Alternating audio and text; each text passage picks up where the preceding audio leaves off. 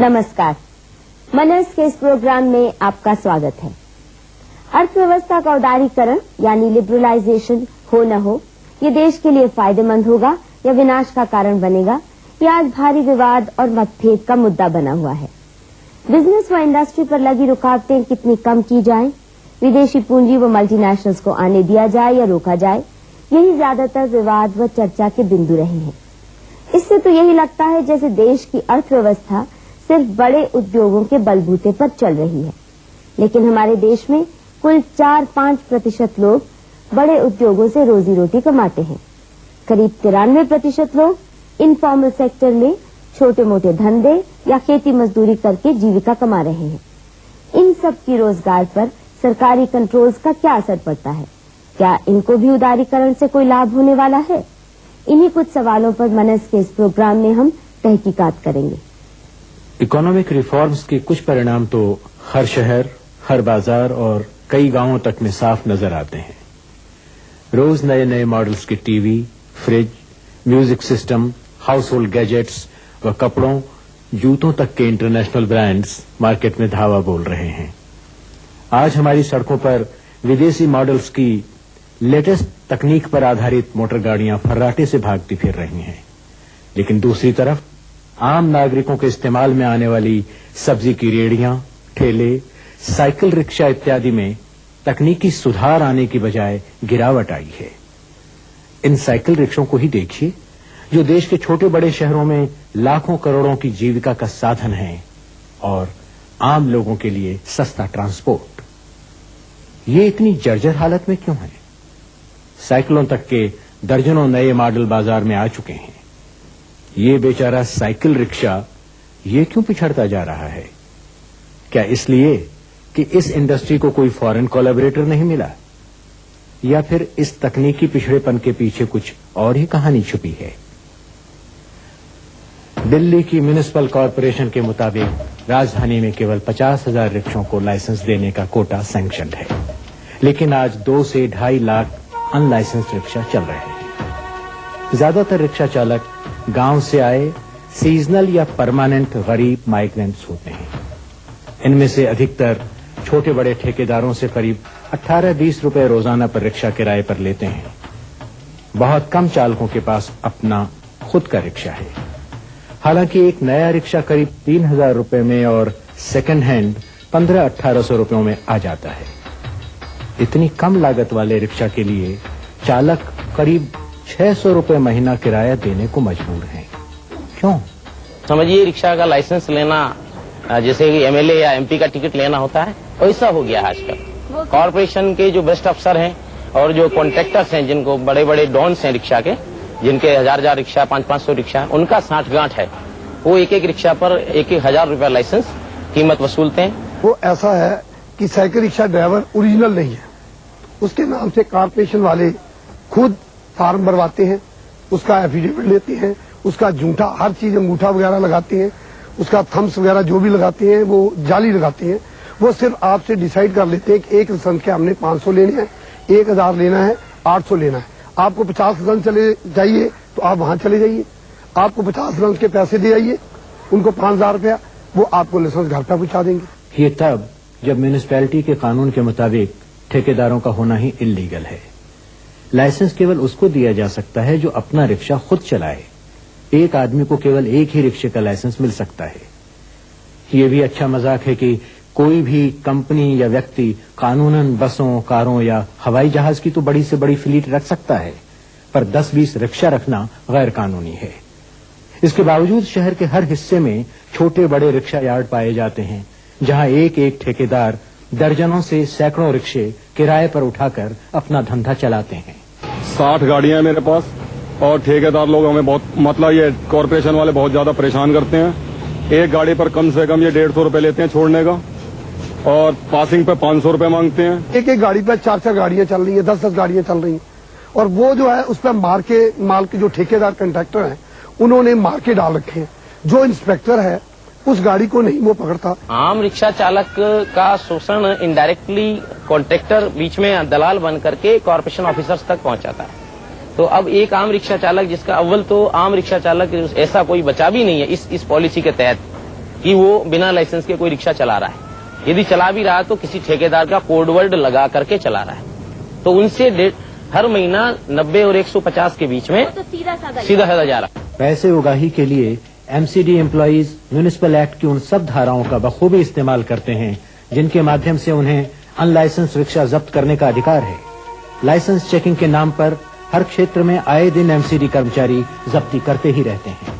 महीने में कम से कम 30 बार गाड़ी पकड़ी जाती है। 30 गाड़ियां ये पकड़ के ले जाते हैं। तो इसका मतलब कितना हुआ महीने का? महीने में 4,500 रुपए हमसे ले लेते हैं पासिंग करने के बाद। ऐसा नहीं कि सिर्फ अनलाइसेंस गाड़ियां पकड़ी जाती हैं, वे चालक या ठेकेदार जिनके पास रिक्शा लाइसेंस हैं उनको भी बख्शा नहीं जाता, ताकि उनका डर बराबर बना रहे और वो कॉरपोरेशन के नुमाइंदों को मंथली चढ़ावा देने में आनाकानी ना करें। हम माल छोड़ के आ रहे थे, हमारे रिक्शा ने वो कंपैरिजन वाले पकड़ लिए। वो जंग जो है सो और रिक्शा था ठेकेदारों को, वो रिक्शा तो नहीं पकड़ा। हमको पकड़ करके 4-5 दिन मतलब वो परेशान कर रखा है। हमारे सारे फ्रेम नंबर है सही है, तभी पकड़ रखा है। हिंदुस्तान में ऐसा कोई लॉ नहीं जिसकी प्रॉपर्टी को सीज किया जाए।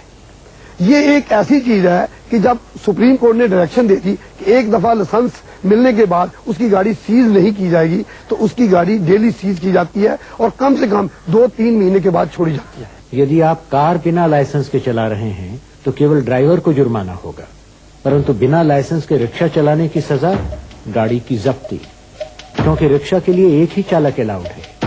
हालांकि बस या ट्रक को भले ही 10 अलग अलग ड्राइवर चलाएं।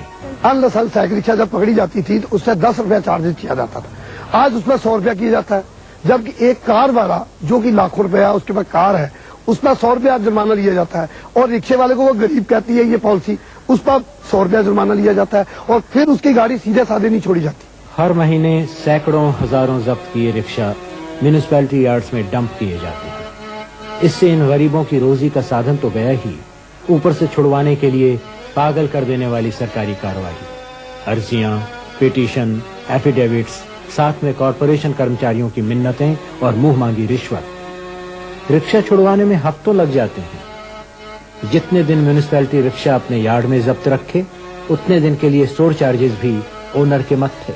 मैंने गाड़ी छुड़ाने के लिए आए, और जब आए हैं तो ये लोग बोलते हैं कि आप लोग लाइसेंस लाओ, और जो पोलर मेरे पास तो एक गाड़ी है मेरा अपना, और 2-4 गाड़ी मैंने खरीद के रखे हुए जी, वो तो मेरा अपना वाला भी नहीं छूट रहा है, दूसरा भी 3-4 गाड़ी वो भी नहीं छोड़ रहे हैं, और ऊपर से कहते हैं पैसे 500 लाओ, 1000 लाओ, फिर छोड़ेंगे। 15 दिन तक मैं रोज यहाँ आते रहा, दुकान बंद करके यहाँ आके खड़ा होना पड़ते हैं। रोज पूछता तो बोला 15 दिन अभी ऑर्डर नहीं है, पासिंग गाड़ी पकड़ेगा तो 15 दिन के बाद छोड़ेगा करके।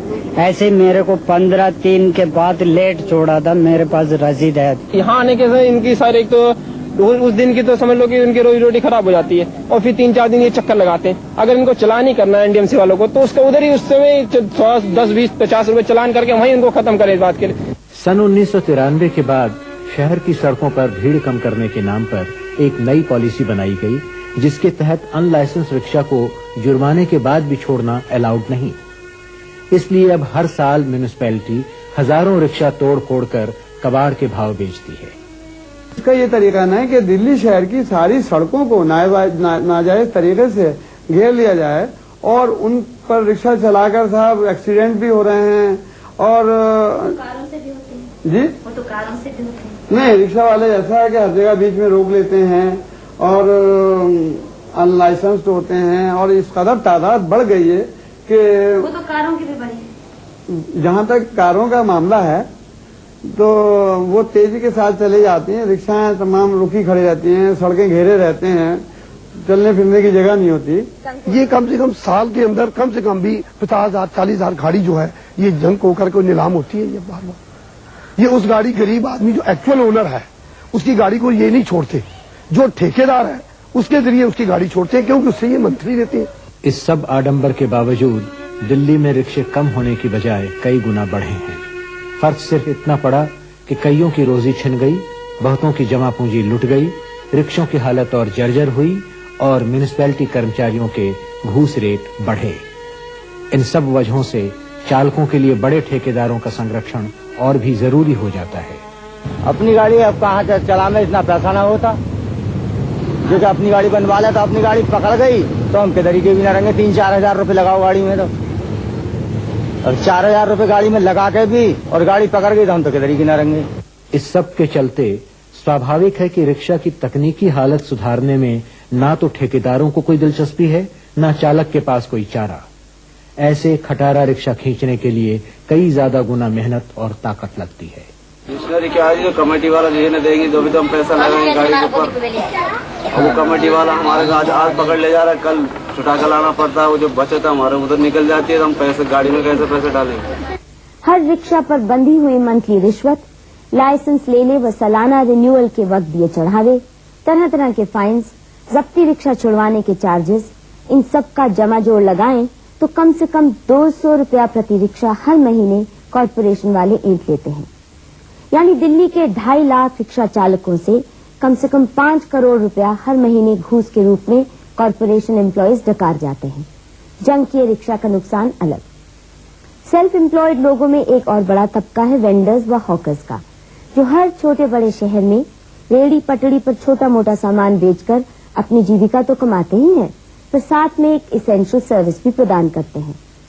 सिर्फ दिल्ली में ही करीब 3-4 लाख वेंडर्स हैं, पर वेंडिंग परमिट यानी तय बाजारी कागजात केवल 10-20 हजार लोगों को मिल पाए हैं। आइए देखिए हमारा सरकारी लाइसेंसिंग सिस्टम आए दिन इनके ऊपर कितना कहर ढाता है। ये दिल्ली की सेवानगर कॉलोनी की मार्केट है। यहाँ रेहड़ी पटड़ी पर बेचने वालों की भरमार रहती है और फल, सब्जी, मीट, मच्छी इत्यादि मध्यम वर्गीय मार्केट की तुलना में काफी सस्ती मिलती है। अन्य मार्केट्स की तरह यहाँ भी तय बाजारी कागजात यानी रेहड़ी पटड़ी पर बेचने के लाइसेंस केवल इक्के दुक्के लोगों को ही मिल पाए हैं। पिछले बहुत सालों से कॉर्पोरेशन ने नए लाइसेंस देना बिल्कुल बंद कर रखा है।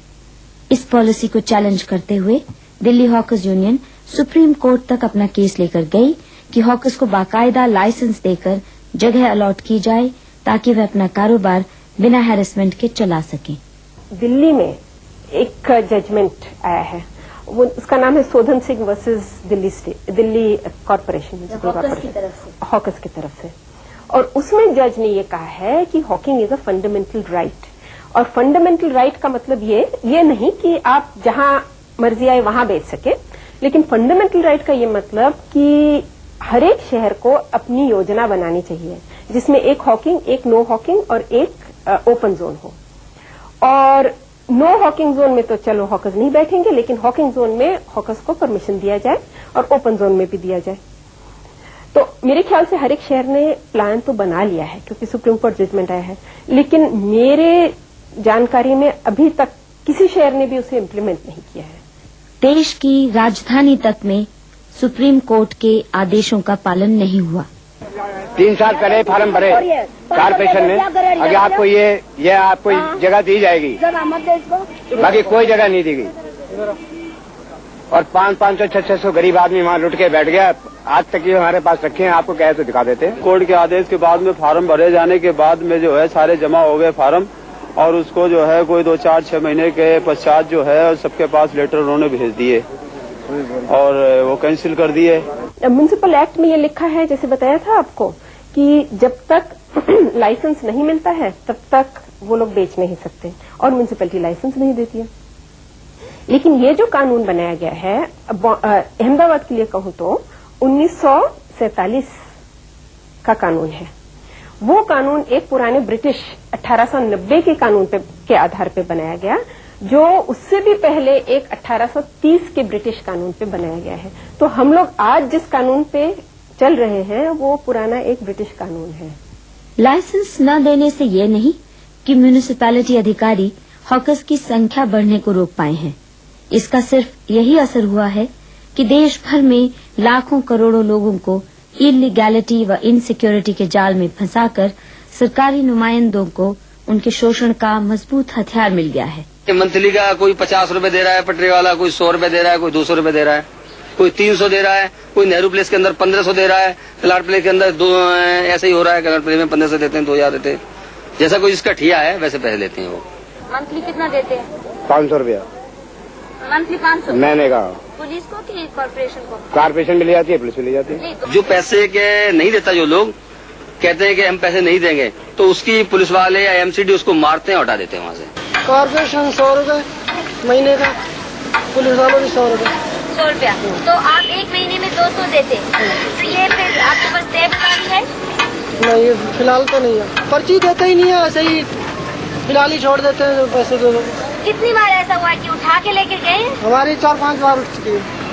हर मार्केट में महीने में 2-3 बार म्यूनिसिपैलिटी की गाड़ी पुलिस प्रोटेक्शन के साथ आती है और माल समेत इनकी रेहड़ियां जब्त की जाती हैं।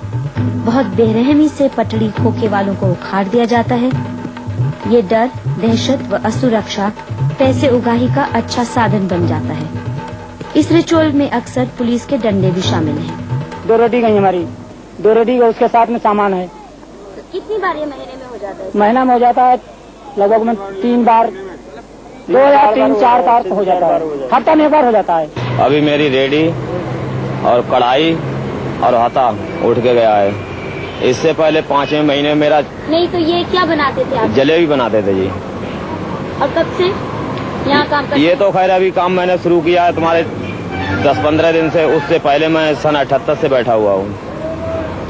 अच्छा, उससे पहले मेरा 6-7 हजार रुपए का नुकसान किया 5वें महीने में। क्या किया? रेडी ले गए, पेटी ले गए उठा के, बोतलें ठंडी करने वाली, एमटी ले गए 6-7 डाले, उसमें वापस कुछ नहीं दिया। ये तो हमारा जो है डेली का ही रूटीन का, डेली ड्राइव का होता है एक्शन। कभी किसी इलाके में ले दिया, कभी किसी इलाके में। रोजाना हमको जो है जो एनक्रोचमेंट अनलीगल होता है पब्लिक लैंड पर, उसको रिमूव करते हैं, उनका सामान अपनी गाड़ी में सीज करते हैं। हमारी ये दुकान लगी हुई थी पान की, अब तोड़ ताड़ के चले गए ये सब। अब ये लोग अगर मंथली ले जाते हैं तो इनको तोड़ने का क्या मतलब है? नहीं तो मत लो, मत लगाने दीजिए। लाइसेंस तो पहले भी बने थे, लेकिन किसको मिले हैं? जो अपनी जान पहचान वाले के हैं या जो सिफारिश है उनको लाइसेंस मिलते हैं। ऐसे थोड़ी मिलते हैं गरीब आदमी को। कौन देता है गरीब आदमी को? ऐसे ना तो मारना शुरू कर देते हैं, डंडे मारते हैं, पैसे न सामान पलट देते, सामान लोड देते हैं। नहीं, बस ये जो पैसे दिया तो उसके बाद तो सेफ्टी होनी चाहिए कम से कम। उसके बाद ही सेफ्टी करनी चाहिए। उनकी घर की दादागिरी वर्दी पहन ले, दादागिरी 1 मिनट में नहीं उठाते, तगड़ा माल उठा लेंगे ना। ये तो माल 20 रुपए का है, ये का उठा ले जाएंगे, तगड़ा माल उठा लेंगे। हम बोलेंगे ठीक है, आप आगे जाके दिखाएंगे, पब्लिसिटी करेंगे इसकी, तो आगे से ऑर्डर आएंगे तो ये लोग हमें और तंग करेंगे। कोई भी तंग करेंगे ज्यादा, नहीं लगाने देंगे। उखाड़ने उजाड़ने का ये सिलसिला सिर्फ अनलाइसेंस्ड हॉकर्स तक सीमित नहीं। वे सब लोग जिनके पास बाकायदा तय बाजारी लाइसेंस है, उन्हें भी बख्शा नहीं जाता। तय बाजारी ही है हमारे पास, तय बाजारी देते हैं हम। 96 तक की हमारी तय बाजारी भरी हुई है। मैंने हर महीने भरते चले आ रहे हैं, 69 से और 82 से। कुछ लोगों की 82 से, कुछ की 69 से है। इतने साल से हम तय बाजारी देते चले आ रहे हैं, फिर भी हमें हटा दिया पुलिस वालों ने। तो अभी आप क्या कर रहे हैं इसके बारे में? अब हम कुछ भागदौड़ कर रहे हैं, या चारों तरफ कोई सुनाई नहीं करता हमारी। आज 10 से 11 साल हो गए मैडम हमें बैठे हुए।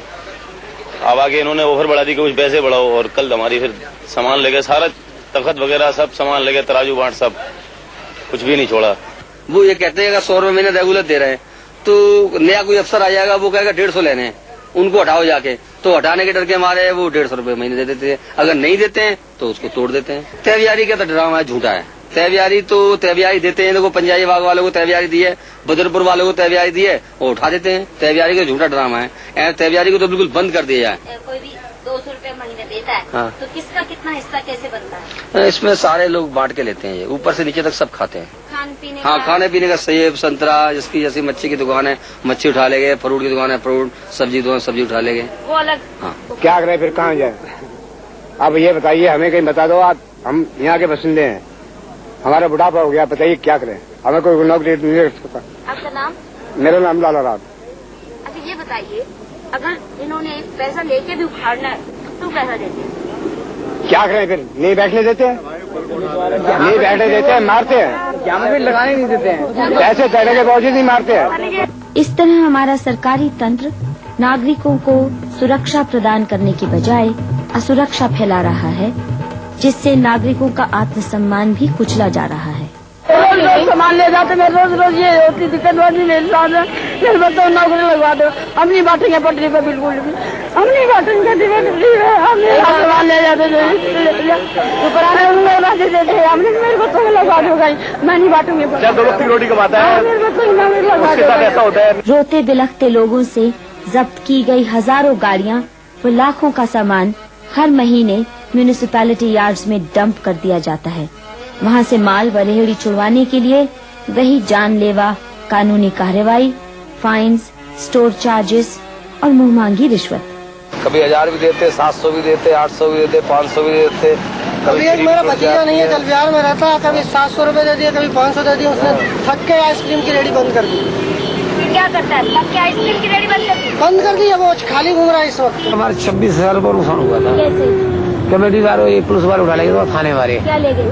2 तखत, अंडे, 16 बड़ी संतरे की, तराजू बट्टे, घर के बर्तन रोटी खाने के भी। कब ले गए? आज हुआ 4-5 महीने हुआ है। कितने पैसे का नुकसान हुआ? 26,000 रुपये का। वो कैसे? 2 तखत 26,000 की थोड़ी आते हैं। सारी बाजार थी ना, घर की रिश्ते थी ना। क्या? घर के रिश्ते यही तो रहते थे।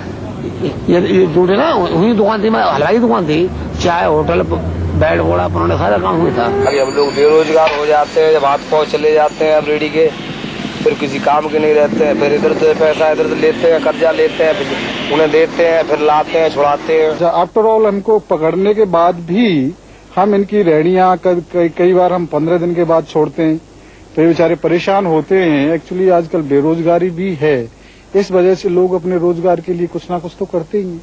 जैसे ही म्यूनिसिपैलिटी वाले रेड करके गए, कुछ ही मिनटों में वे सब लोग जो जब्ती से बच गए वापस अपनी अपनी जगह पर लौट आते हैं। तो फिर हर रोज रेड का ये नाटक क्यों?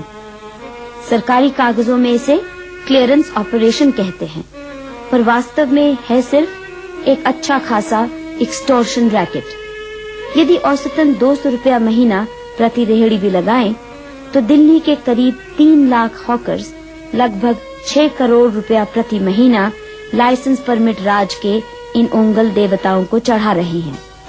इसका बोझ आम नागरिक को भी चुकाना पड़ता है, फल सब्जी इत्यादि की बढ़ी कीमतों के रूप में। असर तो होता है, थोड़ा होता है, मामूली 10%, 5% असर होता है, बाकी 90-95% असर नहीं होता। क्यों? वो दोबारा लगा लेते हैं।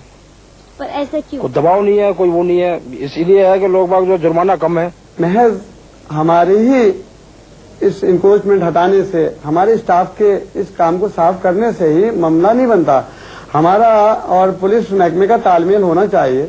हम बार बार उनसे दरखास्त करते हैं कि भाई हम हटा देते हैं और उस पर आप भी निगाहदाश्त रखिए, आप भी निगरानी रखिए, उनको ना बैठने दें, क्योंकि पुलिस का डिपार्टमेंट है, उसके अफसरान, बीट ऑफिसर हर वक्त वहीं तैनात होते रहते हैं और उनकी नजर में सब कुछ होता है कि ये क्यों बैठ जाते हैं, किस तरह बैठ जाते हैं।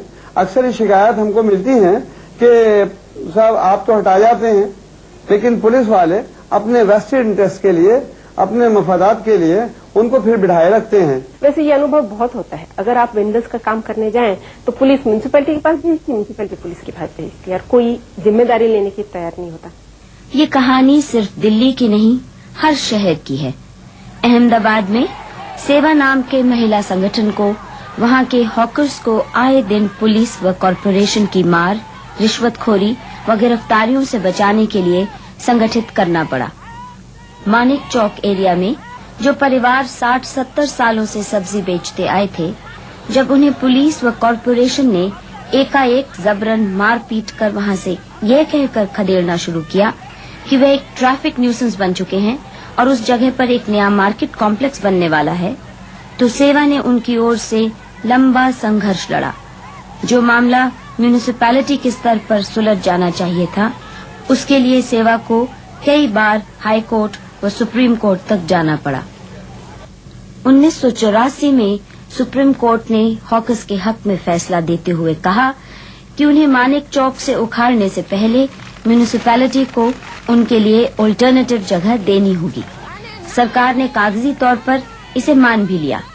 हालांकि उस फैसले को आए 12-13 वर्ष होने को आए हैं, पर आज तक उसे कार्यान्वित नहीं किया गया। कि एक तो हमारे जो उच्च वर्ग के लोग हैं, उनको चाहिए कि दिल्ली शहर या अहमदाबाद शहर वो लंदन या पेरिस जैसे हो, मतलब कि वो पेवमेंट हो, साफ सुथरे हो, उसमें गाड़ी दौड़ते हो, और उनको नहीं अच्छा लगता कि लोग आके पेवमेंट पे बैठे। अच्छा, फिर पुलिस और म्यूनिसिपैलिटी वालों को तो हफ्ता मिलता ही है, तो ये एक आमदनी बंद हो जाएगी। तीसरी बात यह है कि ये जब तक इलीगल रहेंगे तब तक वोट भी देते रहेंगे। जैसे इनकी सुरक्षा हुई, जैसे इनकी लाइसेंस मिले, तो फिर कोई वोट देने का कारण नहीं रहेगा। वोट मीनिंग वोट बैंक नहीं देंगे। वोट बैंक नहीं रहेंगे, हाँ यही मानिए। तो ये मतलब इनको काफी वेस्टेड इंटरेस्ट तो है। और फिर बात आती है अर्बन प्लानिंग की। हमारे यहाँ जो अर्बन प्लानिंग होते हैं उसमें इनके बारे में तो सोचा ही नहीं जाता, क्योंकि आप school of architecture, school of planning में जाएंगे तो वहां भी लंदन और न्यूयॉर्क के मॉडल्स सिखाए जाते हैं, और जो अपने इंडियन मॉडल सिखाए जाते हैं वहां पे एम्प्लॉयमेंट का तो सोचते नहीं है ये लोग। इसलिए कोई भी अर्बन प्लान में हॉकिंग के लिए जगह नहीं है। एक तरफ तो सरकार बेरोजगारी हटाने की बड़ी बड़ी योजनाएं बनाने की बात करती है, और दूसरी ओर सरकारी तंत्र कॉलोनियल किस्म के कानूनों का सहारा लेकर अच्छे भले रोजगारों को उजाड़ता जा रहा है। यूं तो कम आमदनी वाले लोगों पर कोई टैक्स नहीं, पर ये सब उगाइयां अमीरों पर लगे टैक्स से कहीं ज्यादा भारी बैठती हैं। फर्क सिर्फ इतना है कि टैक्स देकर भी इन गरीबों को रोजी रोटी की सुरक्षा नहीं, क्योंकि इनका दिया टैक्स सरकार के खजाने में नहीं, सरकारी मुलाजिमों के घर पहुंच रहा है। आज बड़े उद्योगपतियों व व्यापारियों को लाइसेंस, परमिट, रेड राज की जकड़न से मुक्त कराने की बात जोरों शोरों से चल रही है, पर क्या समाज के 1-8% लोगों को आर्थिक सुविधाएं व आजादी प्रदान कर देश की अर्थव्यवस्था सुधर सकती है? क्या हमारी आर्थिक नीतियां देश के आम लोगों की जरूरतों के प्रति सजग हुए बिना देश को खुशहाली के रास्ते पर ले जा सकती हैं?